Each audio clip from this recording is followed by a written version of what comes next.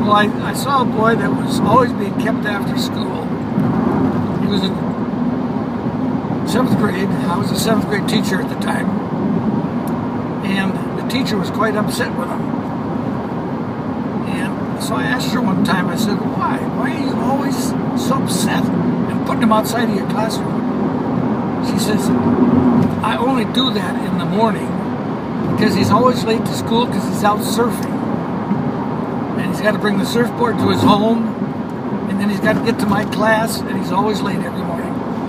So I said, why don't you talk to Mr. Bacon? And I said, if it'll help you, I'm short a couple students in my class, 1 or 2. I got desks for them. I said, why don't you put them in my classroom? That makes yours a little easier for you to take care of. She says, would you do that? I said, yep. So she talked to the principal, and it was 2 days later that the boy was put into my classroom. And as a 7th grader, he was 5'9" or 5'10", and probably weighed about 150, 60 pounds. And I saw him carrying his surfboard to school in the mornings, because he'd go right by my classroom. Well, anyway, I sat down with him, and I told him, I said, now, you haven't been doing good in school grade-wise, so I'm going to ask you to put more attention, more work, and more effort into school, as much as you do into surfing. And if you will, I've talked to the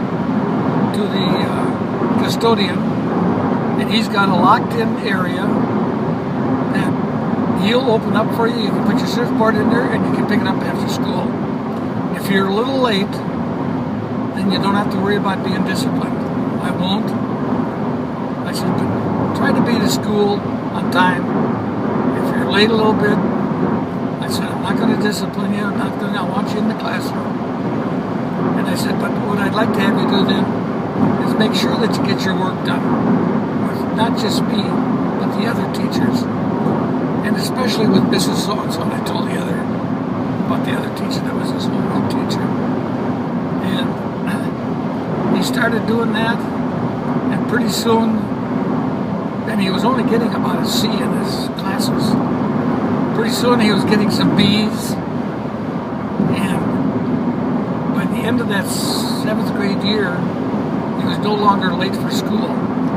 He was in my classroom on time, and he said, well, you going to be here next year as an 8th grade teacher? I said, yeah. Good. Can I be in your homeroom? I said, go talk to Mr. Bacon. So he did, and he was assigned to me my homeroom. And he was only, probably through the whole 8th grade year, he was late to my class about 3 times. And that's all. And I said, so I appreciate it. I told him that. And he says, well, he says, I think you're the first one that kind of understood that I love surfing. And it's good exercise for me. It's better than the PE and all this other stuff. And I said, well, that's good. His first name was Ron. And I said, thank you for telling me that. And I said, you think you're going to become a world champion in surfing? He says, well, I'm kind of hoping I can be a competitor in it. Well, it turned out he was. And that was in Huntington Beach, where he grew up. And he ended up, he never became a champion, number 1. Never won any of the events, but he was always up in the top 10. And that's a lot out of the hundreds that are sometimes in it. And, so anyway, that's one thing that turned out good, and I felt good about it. And later on, the teacher that was in his first homeroom teaching in 7th grade, and I had him through 8th then, she came to me after he graduated. She says, John, I wish I had talked with you about it instead of being so upset with him. And I said, well, have you heard what I tell parents? Yeah. She says, I don't know if I agree with it totally. I said, well, I do. And I said, that's my same feeling with the kids. Don't shut the door on them. They need somebody to talk to them. And I said, if all the teachers, the principal, the school, including the secretary, shut the door on them, what chance does that boy or girl have? There's nobody that'll listen to them, nobody will advise them, nobody will pay attention to what's going on. So let's not shut the door on them. Well, it turned out she came to me then, she says, you know, Ron is graduating this year. This was like in the middle 70s or so. From high school. She says he's got a straight A average. Wow. And he's still surfing.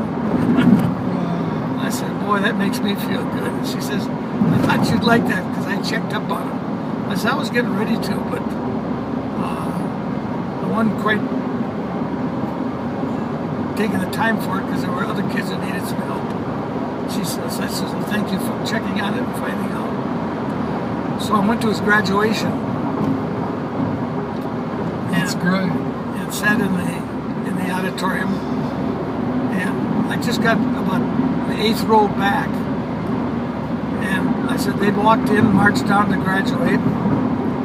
And I saw him looking out at the audience. And I didn't realize his parents were sitting a few rows behind me, and he saw me. And he went with his hand, he raised a little bit and said, hi.